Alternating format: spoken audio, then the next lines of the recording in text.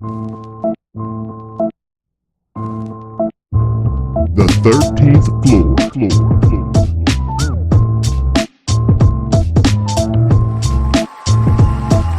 The 13th floor. Welcome, ladies and gentlemen, to the 13th floor where the furniture isn't always the best, but the views are amazing. I am your moderator, B. Jones, and I'm sitting here with my man. We know him as TTD, Thirst Trap Dace. Y'all know him as Jeremiah. What's happening, baby? What's going on, man? Another beautiful day in paradise. It is, man. You here with that contagious smile and this vibrant energy, man. We ready to get this thing cracking. Oh, man, I'm excited. There it is, man. We're going to jump right into it. So if you've been following the podcast, man, this is episode 94. We on the road to 100. And it's been amazing because, Jay started out with the little intern position, but he's grown into so much more. I want to start with Try for 52, man, that growth and that impact, bro. How has that been? You've been like a beacon of consistency over the year. We rolling into the last quarter, wrapping it up and everything. So how is that, bro? Man, that's been, I feel like that's been the foundation for this entire year, just being consistent and putting out content.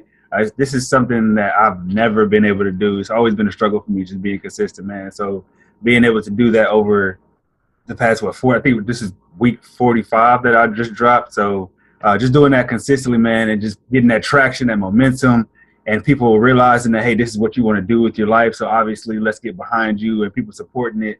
It's just been a serious growth factor for me. What is the one thing that has gotten you up every week to make sure that you stay consistent with this Try for 52? And I'm asking you that because I know in any new venture, there's a lot of inertia that you have to overcome, bro. There's a lot of procrastination, a lot of doubt and things of that nature. So what kept you going? Oh, man. I would say people in my life. I would say it has to be them. For example, my sisters, they would let me know, like, you're inspiring me to whether it be to lose the weight or to go after their goals and go after their dreams or something of that nature. Chris, she got on me like a few times, like, don't stop, you better keep posting these videos. So yeah, man, just the people in my life just let me know that, we see what you're doing and we need you to continue to do it. Like, please don't stop because you have something. And that reassurance, because sometimes you could talk yourself out of doing something great. So having people in your life and having that environment where you can thrive, man. And you guys, bro. You know what I mean? I don't tell y'all enough. Y'all pushed me on so many levels, man, this year alone. So I'm definitely grateful for that. I agree, man. I think it was amazing. I think the situation, I'm big on opportunities at this point in my life. And I think that opportunity was just the right time and right place. And you took full advantage of it. You took your lumps. You took, the big brother and us jabbing you and trying to push you and push you and push you. It's like adding that pressure to that piece of coal, man. And now we watching that diamond shine. We watching it shine. I appreciate it, man. Yeah, y'all definitely, y'all didn't hold back. It was time. Y'all didn't hold back. We men. Right.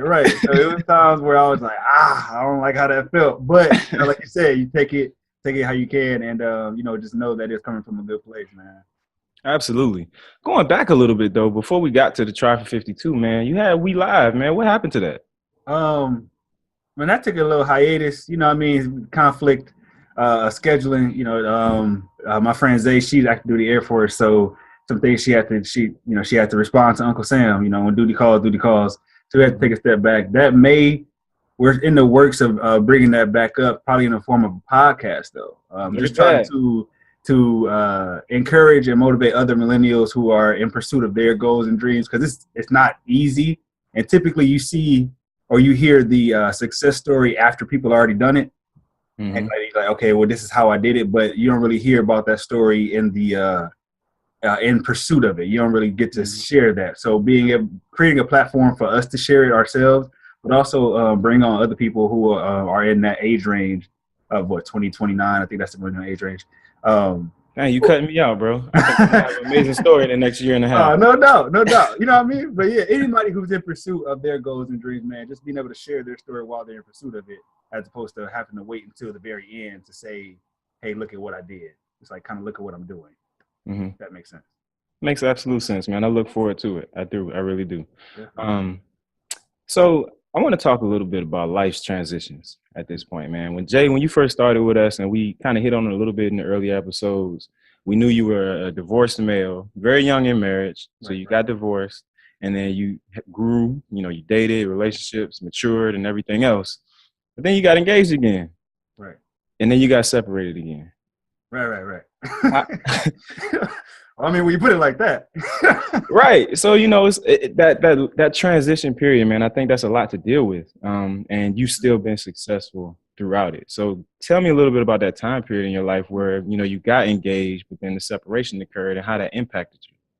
Well, I mean, being for real, I guess I didn't really feel successful, you know what I mean? Or I would think that I didn't know how I was going to press forward, man. I think what it did for me, it took me back to that place of being divorced, and it took me back to that place of like, feeling like what's wrong with me, and why can't I seem to figure it out? Why can't I seem to make it work? So it was hard for me to press forward. I actually had, just being transparent, an anxiety attack at work. I mean, I was just like, it was overwhelming dealing with the separation, still trying to press forward in the Trop 52, still going after the goal of being a speaker and finding my lane and school and work, and all of it kind of came crashing down at one time, man. And I was at work, and I remember asking a coworker, I was being dramatic. I was like, yo, how do you know when you're having a heart attack? He asking as he's having an attack. How do you know? And she was like, well, something like this, your left arm, whatever. So I walked out of the Isn't that stroke? Yeah, I think that's a stroke. I don't know, man. But I walked out of the office, and I went into the bathroom, and bro, I just broke down crying. I dropped to my knees. I couldn't stand up. So yeah, man. At first, I didn't necessarily feel like I could press forward. I didn't know how. I wanted to just throw in the towel. Like maybe this isn't for me. Mm-hmm. But like I said, a big factor. And if you don't, for my listeners, man, if you don't have people in your life who could be in your corner, if you don't have that support system, get one. Because you can only deal with so much. You can only handle so much. And I believe that, like I said, you guys, my family, my friends, they were able to lift me up when I couldn't lift myself up, man. Absolutely, man. It's very, very important, that support system. How long would you say it was after that you kind of were in a good place or even a better place? It's probably a couple months, man, just being real, where before I could, because I lost a lot of momentum on everything that I was doing, because that kind of took my focus. So it was probably maybe about at least 2-3 months where I was actually getting to a place where I can, okay, let's move forward in the best light and just grow from there. I mean, I had to do some serious self-reflection and just focus on, number one, I guess, being me. Not on some egotistical stuff, but I mean, just I got to make sure I'm taken care of before I could even begin to try to take care of somebody else. You have to, man. And I don't know if that required any type of, outside help, but I just started listening to Charlemagne's new book, Shook One, where he talks a lot about anxiety as it impacts us as males, and its roots in some of the things that we've learned early in life, growing up in the 90s and early 2000s via music and entertainment and just our lifestyles, and how we suppress so much of those emotions and sometimes act out, not even realizing that that's the cause. Right. And instead of, and then it turning into anxiety later in life. Like Charlemagne talks about how he struggled with it daily until he started getting into his therapy session. So, I kind of segue that into the importance of taking control of your mental health, which it seems like you were able to do. Definitely, man. And be intentional about it, man. Things like meditation help tremendously for me. Just being intentional on getting at least 5-10 minutes of that in a day. And like you said, it's just, you don't really, as men, we're not taught how to deal with emotions. We're taught not to deal with emotions. You know what I mean? Exactly. So it's kind of like counterproductive in that sense. So yeah, man, when it hits hard, but just like you said, take control of your mental health and your overall well-being. And I think that's the place to start. Absolutely. So I want to back up a little bit. So you talked about the meditation. Are you a regular meditator? I've kind of fell off recently, but I was in that time frame. I definitely was. And it helps a lot, man. It just, just getting. I feel like when you quiet everything around you and you really listen to what's inside you, man, all the answers are there. So I asked because I'm dabbling in it now. I did it for the first time I think it was Thursday or Friday. And it was just because I got hit with some things earlier in the week, working on huge projects at work. I got another one coming up this week, and then some personal projects that are coming in. Right. And I just felt like I had to do something. And I'd always Right. wanted to get into the meditation, but never really took the first step. So like that morning, got up, found some random YouTube meditation video because I have no idea where to start, and just tried it. 10 minutes, sat there in a little corner, quiet and everything. It was very, very difficult though because I was struggling to turn my brain off. And I guess that just comes with time and practice. But Definitely. that little 10 minutes really set my day up for success. I can actually say that I appreciated it so much because I had a much more positive vibe, feeling, aura, just energy going into the day doing that meditation. Definitely, man. And it's crazy. It's crazy how big of it's like that 10 minutes, like 10 minutes of your entire day, and it sets the other 23 hours and 50. You know what I mean? It just changed the momentum, it changed the tone and the spirit of the whole thing. So yeah, man, and I think that's the whole shutting your mind off. I read a quote a couple years back, like meditation is not the controlling of your thoughts, but it's the exact opposite. So I think initially we think we're supposed to try to shut our mind off, but it's actually we're supposed to just let our mind run when we're doing meditation. We're supposed to just let it be free and do what it does. And this eventually it'll get to a point where you kind of get still and you get quiet and you hear, the things that you need to listen to. So what was the last thing you heard during the meditation session? The last thing I distinctly remember hearing, man, and this blew my mind because a lot of stuff happened after I heard it. The last thing I distinctly remember hearing was you have to let go of, like, you overcome a lot of your fears. Now it's time to walk by faith, and trust that everything will work out. And after I was like, okay. I just said okay, and I was just like, okay, I'm walking by faith. I'm not afraid. I'm putting everything out there. I'm doing it all, and everything started to happen after I heard that, man. I mean, the video with my other dude, gig after gig after gig. I mean, linking up with different people coming into my life, just saying, okay, I'm walking by faith, and just believing that it's going to happen for me and trusting that, it'll all work out. And after that, I mean, bruh. So I mean, that's what I'm saying. Like when you get quiet and you just listen to what's inside of you and get connected, you know what I mean? Just really get connected. It'll take you places that you never thought possible. And so where do you see that taking you now, man? I mean, you're blowing up. Traffic 52 is going. You got gigs coming in, moving. Where do you see yourself starting out 2019? What's the goals? Goals for 2019, I want to start my coaching practice because I'm a health coach, / motivational speaker. So goals for 2019, I want to have, I would say at least 50, by the end of the year, 15 clients that I've successfully helped transition in their health and wellness journey. I would say this past year I wrote down five speaking engagements for the year that I undershot the heck out of myself. You know what I mean? So my goal for this year is at least 24 speaking engagements. We want to get the bulk of those paid. So if you're listening, you can book me. Where can they book you at? Right, info@jdacencourages.com. Hit your boy up. Health and wellness speaker, definitely. But yeah, man, just looking to continue to connect, continue to build, and give quality information to the people who's trying to take control of their health, which can ultimately take control of their lives. Absolutely, man. I think that's a wonderful mission. And then listening to the Traffic 52s, watching some of your speaking gigs or whatever, like now I think I'm to the point where I'm ready to not just put fitness on the back burner and try to fit it in the afternoon or the evening, where I'm just going to say, F it.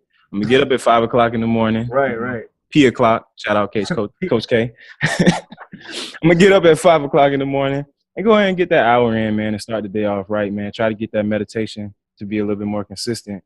And that's all seeing you, man. Like, I feel like watching your growth, your transformation, not just physically, but mentally and your drive and determination, that enthusiasm is contagious. And, you know, that's just like that smile. It's contagious. And so I'm glad to have you, man. I'm glad you was able to put that into us. And I think amongst the group, you are that fire, man. So continue to push it out because we see it and it just pushes everybody else. I really appreciate that, man. I'm glad I always wanted to make sure I contributed back to you guys because I feel like you poured so much into me, especially, but even still today, but especially in the beginning stages. So to hear that speaks like magnitudes for me, man. So I really appreciate that. Easy. So we talked about it a little bit in the beginning, man. This is episode 94 on the road to 100. What does that feel like for you, man? I know you jumped in on the podcast and just didn't really know where you was going to fit in, but now we almost to 100, man. How's that ride? I'm honestly, man, I want to say that I'm mind blown, but I'm not because I always felt like this was a great group of dudes. You know what I mean? This is a great group that no matter what happened, we were going to get, you know what I mean? We were going to keep going. Like, you know what I mean? I feel like all of us go through our periods where it's not necessarily the best time for us and we're struggling. But when one is down, we got what, 5 other that's strong. You know what I mean? So I feel like pick you right up. That alone just proves that we're this isn't 100 isn't going to be the last one. You know what I mean? Shout out to 200. Shout out to 300. Yes, that's it. I love the way you're thinking right now. I love it. Give me your fondest memory from the podcast. From the podcast? I think the fondest memory for me, man, is the very first podcast that we were all together in St. Augustine when we did the photo shoot. Yeah. That was, man, just being around you guys and then being like just the way y'all embraced me like I was like a part of the group. When I was like just like I think that was like my first podcast with y'all. So you know what I mean? But yeah, man, the laughs, the brotherhood, the fellowship, it was just I'm looking forward to the next time we could do that. I've been looking forward since that one. I've been looking forward to the next time we do that. So that's probably my fondest memory. And the blooper reels. I was gonna tell you the blooper reels are mine, and specifically the first one where we got you when I think what'd you do? You did it wasn't the skydiving. It was the ride in Colorado. Yeah, when you just jumped eyes. Bruh, if you ain't never been on it though, you know what I mean? If you ain't never been on it, that was a scary ride. You dropping like 100 feet to the ground, like it's at like 100 miles per hour, something crazy like that. But yeah, it was crazy. Yeah, man, it was awesome. So we're going to go ahead and wrap this thing up, Jay, but I got to afford you the opportunity to really speak to the listeners, give them some motivation, and just give a piece of yourself on this podcast. Oh, no doubt, man. I think a big key and big game changer for me, man, was personal responsibility, right? And I don't define personal. I think personal responsibility has like a stigma associated with it because it's scary to take personal responsibility because it's like I think people think you have to take fault, you know, along with personal responsibility. And it may not be your fault.